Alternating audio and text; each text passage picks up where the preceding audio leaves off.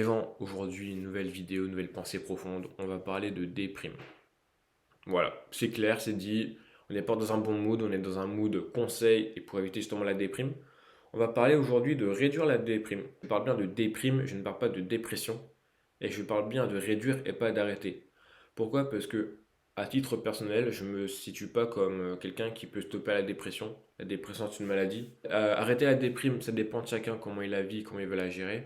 Mais en tout cas, je peux donner quelques conseils qui permettent de réduire la déprime, qu'elle fait qu'elle ne va pas s'amplifier, qu'elle ne va pas grossir, s'agrandir. Alors pourquoi j'en parle? Tout simplement parce que la déprime est de plus en plus dans nos vies de tous les jours, tout simplement avec le fait qu'on ait une forte dose de dopamine au quotidien, avec notre société d'aujourd'hui, avec la technologie et la malbouffe, et que surtout on a une perte de sens de notre vie. Le fait de donner quelques conseils qui moi personnellement m'ont aidé et ont aidé aussi pas mal de personnes parce que les conseils, je les tire pas que de mon cul, voilà, je les regarde sur des vidéos, sur des trucs et tout. Du coup voilà, c'est vraiment des conseils qui ont marché pour beaucoup de personnes à réduire la déprime. Je parle pas d'arrêter, je parle de réduire encore une fois parce que arrêter une déprime, ça dépend de chacun. Surtout c'est très fort et je me permets pas de dire ça. Du coup, voilà, je vais vous parler de 7 conseils qui ont fait que, à titre personnel et aussi pour plein d'autres personnes, ça a permis de réduire la déprime ou ou de ne pas l'agrandir. Je prends dans la vidéo à tout moment, vous voyez des petites oreilles blanches. Voilà, c'est mon chien. Voilà, il y a vraiment des oreilles blanches. Mais oui, mais je peux faire ma vidéo. Premier conseil, les gars, c'est d'arrêter de consommer du contenu triste. Voilà, que ce soit des films, des musiques, des TikTok. À cause de plusieurs choses. Déjà, il se peut que tu sois pas dans un mood triste, que tu sois dans un bon mood ou un mood normal, neutre. Et le fait de voir un TikTok triste, de voir un film triste ou écouter une musique triste, te rentre dans le mood. Du coup, quand tu étais normal, tu étais content et tout, tu écoutes du X, tu regardes un film Her, ou tu regardes un TikTok au hasard qui vient de l'algorithme, qui vient de nulle part, qui est triste, bah ça va te faire penser à ta situation qui est triste. Et donc du coup, bah au lieu de continuer d'éviter la déprime, tu vas rentrer dedans. Ou bien, ce que ça peut faire, c'est que quand tu es déjà triste, pour te consoler, tu vas regarder des choses qui vivent la même situation que toi. Par exemple, je sais pas, moi, mon ex m'a quitté, bim, Juice WRLD. Je sais pas, mon mec m'a trompé, bim, Lana Del Rey. J'ai regardé un film où je me sens tout seul, bim, Joker.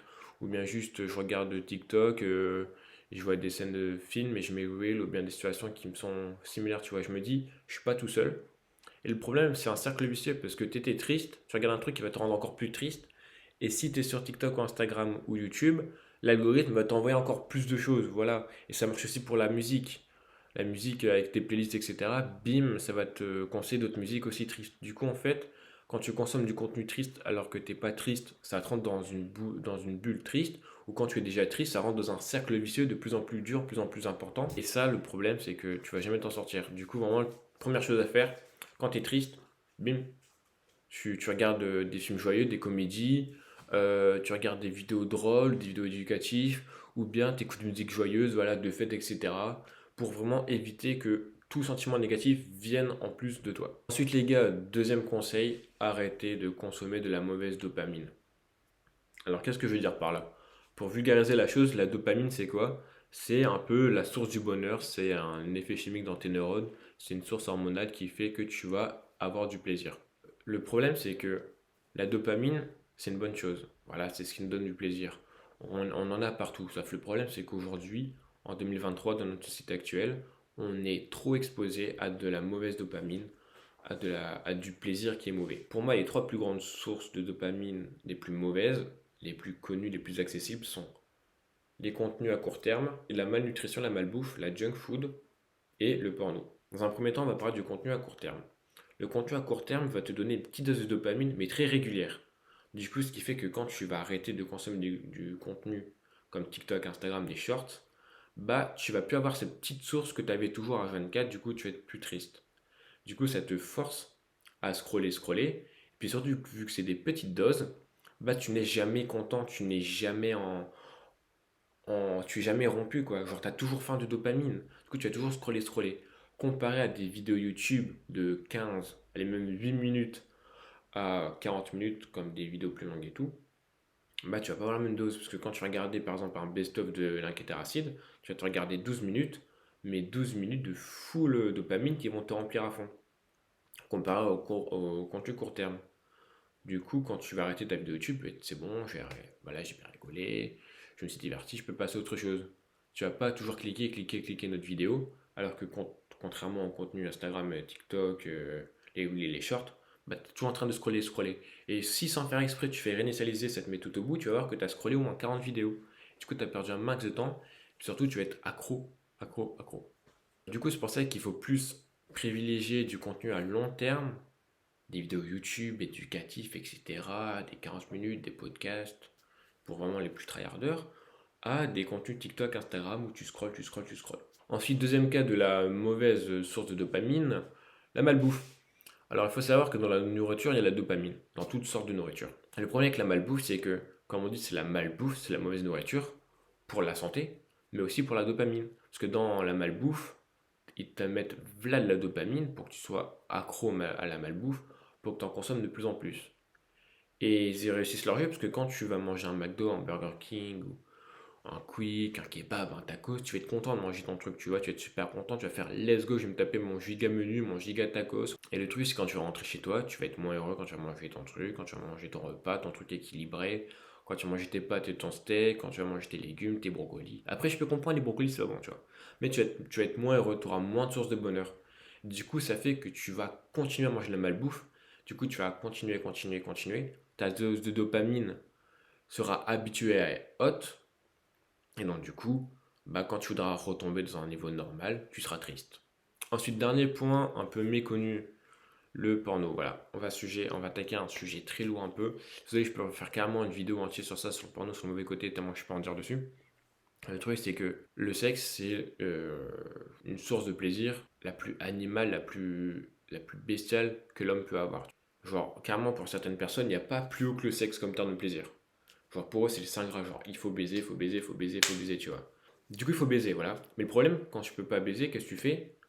Tu te masturbes, tout simplement. Et comment tu te masturbes? Avec des vidéos porno. Et puis c'est super accessible, tu vas sur le PC, navigation privée ou pas, pour les plus marrants, pour les plus gros dégueulasses, et hop, tu tapes ton petit site et tu tapes ta meilleure branlette ou ton meilleur doigtage. Et quand tu jouis, en fait, simplement, tu as une source de plaisir extraordinaire, simplement. Pour toi, c'est le pic du bonheur, pic du plaisir, t'es en mode goddamn, tu vois. Et le souci, quand tu as un accès facile à ta meilleure dose de plaisir, à court terme, bah tu vas être tenté d'y aller souvent. C'est ça le problème du porno. Genre, par exemple, au lieu de baiser, on va dire une fois par mois, une fois par semaine, 2 fois par semaine et tout, tous les soirs, tu vas te taper ta meilleure queue, tu vas taper ton meilleur film pour avoir du bonheur. Parce que tu es triste, ce que tu vas faire, hop, petite branlette. Et c'est ça le problème. Quand t'es trop habitué, comme une fois, je vais revenir avec la malbouffe, hein, à avoir ton pic de plaisir, de bonheur ici, quand tu vas être là, tu vas te sentir déprimé. Alors que c'est très bien là. Là, c'est le truc de base. Tu vas être là ou là ou là, tu vas être déprimé. Du coup, tu vas faire quoi? Hop, tu vas taper ta petite queue. Mais le problème, tu vas tomber dans une addiction sur le fait que, vu que tu es là maintenant, c'est normal, il faut que tu sois là. Mais maintenant, vu que là, c'est normal, pour être heureux, il faut être là, tu vois. Et c'est ça le problème de la mauvaise dopamine, c'est que pour l'arrêter, c'est très dur. C'est pour ça qu'il faut en réduire le maximum. Parce qu'une fois que t'es tombé dedans, et c'est une putain d'addiction cette merde. Et vraiment, c'est le porno, la malbouffe et le contenu à court terme, c'est vraiment des merdes, des parasites pour ton bonheur. Il faut que tu réduis un maximum. T'arrêtes le porno, t'arrêtes la malbouffe, ou t'arrêtes le contenu à court terme, si tu sais pas modérer. Si tu sais faire ça de temps en temps, why not? Mais si t'es un consommateur, stop. Troisième conseil, comment réduire sa déprime? Faire du sport, faire de la musculation. Pourquoi? J'en ai déjà parlé dans ma vidéo des 1 an de muscu. Mais le fait que quand tu trouves un exutoire où tu peux te libérer, tu peux pousser tous tes problèmes et toutes tes pensées négatives, bah ça te libère de fou zinzin. Par exemple, si tu es triste, tu vas à la salle, tu vas être tellement mieux parce que toutes tes pensées négatives, tu vas les transformer en force, en puissance, tu vas avoir un petit boost, et au final, tu vas te sentir tellement mieux parce que si t'es pas bien et tout, dire putain merde, etc., fais chier et tout, je suis pas en bonne forme, bah vas-y, bim, je trouve un exutoire, je vais aller à la salle. Et ce qui est bien, c'est qu'en fait, tu progresses, tu deviens meilleur et ça réduit ta déprime. Parce que tu te rends compte, putain, je me suis amélioré, je suis devenu fort quelque part, du coup, je vais être content de pratiquer ce sport. Du coup, j'oublie tous mes problèmes grâce à ce sport. Ou bien, par exemple, maintenant, je sais soulever ça, bah, je suis super content, je passe un bon moment, t'as vu, je sais faire ça, nanana, je vais arrêter d'être dans ma déprime en mode, putain, je suis capable de rien faire et tout, je suis trop triste, etc. Alors que c'est faux, si tu sais faire un développé couché à 100 kilos parce que tu t'es buté à la salle, ou au foot, t'as marqué un but ce week-end, t'as fait un petit pont, ou au judo, t'as mis un hippon, bah, tu seras super content de ton action. Du coup, en fait, le fait de devenir meilleur te donne des moments de bonheur, des moments de plaisir que tu as eu naturellement, c'est la bonne dopamine, et surtout, ça fait couper toute déprime. Voilà, c'est vraiment un super conseil. Faites du sport et soyez bon dans cette merde. Ensuite, quatrième conseil de la déprime. Aujourd'hui, il y a un grand problème. Un des plus grands facteurs de déprime, de dépression, c'est l'isolation. L'isolement, pardon. Voilà, faut que je fasse attention à mon texte. Il faut éviter d'être seul, il faut éviter d'être dans son coin, d'être toujours loin des autres, parce que c'est vraiment un facteur tellement important dans ta déprime, c'est un truc de fou. C'est pour ça que pour éviter ou réduire la déprime, quand tu sens que t'es pas bien, tu fais putain, faut que je me change les esprits. Vas-y, je vais voir mes potes. Je me sens pas bien, bah vas-y, je vais appeler mon pote, on va jouer ensemble, on va se faire un foot, on va se faire une partie de touquet, ou bien on va sortir, on va boire un verre. Et justement, quand tu sors avec tes potes, tu oublies toutes tes pensées négatives, parce que t'es avec l'autre personne, ton cerveau est actif, il réfléchit pas à ce qu'il y a de triste, il réfléchit à ce qui se passe en ce moment, il réfléchit à la blague, à l'action, au dialogue et tout. Du coup, en fait, ton cerveau, il travaille sur le fait d'être avec une autre personne qui te rend du bonheur, qui te rend joyeux, qui te fait du bien, et il est pas concentré sur une chose qui te rend triste. Ensuite, les gars, prochain conseil, c'est plutôt un dicton, les mots guérissent les mots. C'est dans le livre Le Mal de Lacroix qui dit que les mots guérissent les mots. Et c'est vrai, bordel, putain, c'est vrai. Du coup, pour réduire la déprime, réduire cette tristesse qui est en vous, n'hésitez pas à parler. Je sais que c'est tabou, je suis comme ça, tu vois. Moi, je vais pas parler de ma tristesse à tout le monde, de ma déprime à tout le monde. Déjà parce que je parle avec beaucoup, déjà je parle beaucoup, mais surtout, genre, je suis pas là pour apporter mes problèmes aux autres personnes. Mais surtout, les gens, quand vous avez des proches, des vrais amis, qui sont capables d'écouter, qui sont capables de comprendre votre situation, d'avoir la compréhension, mais surtout de vous aider, c'est la meilleure chose au monde. Parce que déjà, tu te libères d'un poids. Ok. Genre, t'as un poids là. Par exemple, imaginons ça va mal avec ta meuf. Vous êtes disputé, tout ça va mal, il se passe une dinguerie. Et ben, t'as ce poids, t'as ce poids, t'as ce poids. Et le fait d'en parler, tu libères ce poids à quelqu'un. Ça peut être aussi avec la mort d'un proche ou juste t'as une mauvaise note, tu te sens pas bien, tu te sens un peu seul, t'as raté un truc, tu vois. Ça peut être pour tout n'importe quoi. En parler, ça aide de ouf. Tous ceux qui veulent pas en parler, c'est quoi? C'est ceux qui disent vas-y, je dois être fort, etc. Faut pas que je montre que je suis faible. Et puis si j'en parle, les autres vont l'utiliser contre moi. J'ai pas envie que ça se retourne contre moi. Pas de soucis. Parlez-en avec des inconnus. Je vous jure, les gars.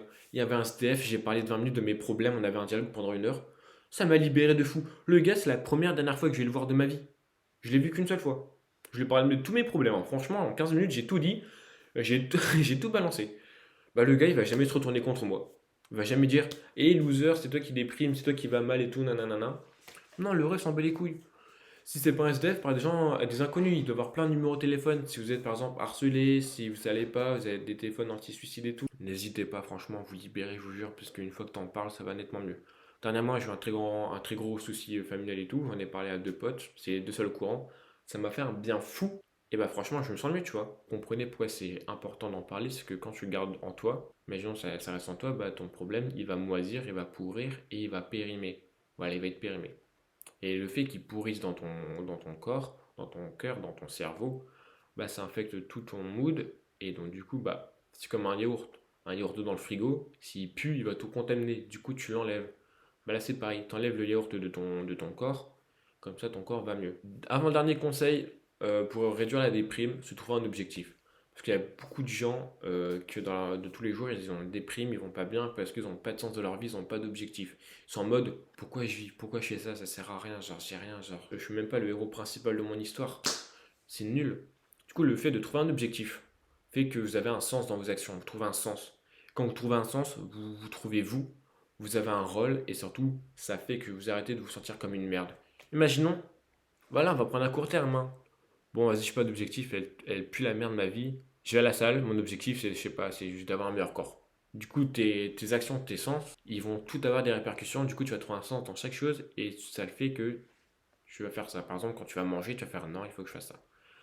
Et trouver un objectif, ça peut être tout n'importe quoi, hein. Ça peut être avoir un meilleur corps, ça peut être devenir numéro un dans un loisir, dans une profession, devenir meilleur chanteur, youtubeur, réussir ses études, réussir un devoir, réussir juste une partie de foot, une partie de jeux vidéo, ça peut être ranger la maison, tu vois, que des trucs comme ça que si tu mets un objectif, tu trouves un sens et tu vas devenir meilleur. Et vraiment, le plus gros truc que tu vas avoir comme objectif, c'est un rêve. Mais quand je parle de rêve, c'est pas un rêve de dos, c'est un rêve où tu dis je vais l'atteindre et je vais tout faire pour travailler, tu vois. Par exemple, quand on regarde One Piece, quand on regarde Luffy, et le fait de vraiment de trouver un objectif, comme je dis, ça peut être tout n'importe quoi, bah, ça fait vraiment de trouver un sens dans sa vie. Ça fait que ma vie, je suis pas un fantôme. Je suis le héros principal, je dois être ça, je dois faire ça, je dois atteindre ça. Du coup, pour atteindre ça, je dois faire ça, je dois faire ça. Du coup, trouver un sens dans plein d'autres trucs. Ensuite, les gars, dernier conseil, c'est de toujours chercher à s'améliorer, de toujours devenir meilleur. Pourquoi? Parce que quand on cherche toujours à s'améliorer, quand on cherche toujours à être meilleur, on devient meilleur. Peut-être pas au niveau souhaité, mais on devient meilleur. Et quand on devient meilleur, on est content parce qu'on dit super, j'ai progressé. Que ça soit au niveau physique, cool, j'ai perdu du poids, cool, j'ai gagné du poids, cool, je suis devenu plus gentil, cool, je suis devenu plus fort, super, je suis devenu meilleur au basket, super, je suis devenu meilleur aux échecs. Ouah, trop bien, maintenant je sais courir 5 km. Oh, trop bien, maintenant j'ai eu un 20 alors qu'avant j'ai 10 de moyenne. J'ai une super note, j'ai réussi mon trimestre alors que je l'ai raté. Le fait de progresser, d'être meilleur que la veille, ça nous forge, ça nous fait putain, let's go, je suis content de moi. Et quand on est content de nous, on n'est pas triste de nous-mêmes et on réduit la déprime. Voilà, on ne met pas un facteur supplémentaire. Et ça, c'est la meilleure chose au monde, d'être content de soi-même, d'être fier de soi-même, c'est une des meilleures satisfactions. C'est la meilleure dose de dopamine que tu peux avoir. Être fier de soi-même, c'est un but c'est un but dans une vie et c'est une des meilleures choses. Tu peux te regarder dans le passé et te dire, j'ai parcouru tout ça et je me suis amélioré. Parce que la pire chose au monde, une des pires choses au monde, c'est que quand tu te regardes toi dans le passé, il y a 5 jours, 10 jours, une semaine, 10 mois, 10 ans, et que tu es toujours le même, ça te fume le moral. Tu te dis, bah merde, qu'est-ce que j'ai fait? Pourquoi j'ai gâché tout ce temps? J'étais où? J'ai fait quoi? J'ai perdu 10 ans de ma vie. J'étais un fantôme. Et ça te rentre dans une déprime, voire dans une dépression, parce que tu n'es pas fier de toi-même et tu te dis, j'ai merdé quelque part. Et ça, c'est vraiment affreux. Ça, c'est vraiment affreux de ressentir ça. Du coup, il faut vraiment, les gars, que vous cherchez toujours à être meilleur pour être content de vous-même. Et ça, c'est une dose de bonheur qui est vraiment vachement bon. Et ça, surtout, ça va réduire votre déprime. Du coup, voilà, c'est tout ce que je voulais aborder pour cette pensée profonde, pour ces petits tips pour réduire la déprime. Si vous avez quelques conseils, n'hésitez pas à mettre ça en commentaire pour aider tout le monde. Peut-être j'y réagirai dessus, comme j'avais fait pour les sources de motivation de musculation. Sur ce, les gars, portez-vous bien. Soyez actifs sur la chaîne parce qu'elle va dû voir du très très lourd qui va pondre. Vraiment, là, il y a un arc, ça va être une dinguerie. Du coup, je vous dis à la fois prochaine. Améliorez-vous dans tout ce que vous faites. Soyez contents. Sur ce, je vous dis ciao ciao.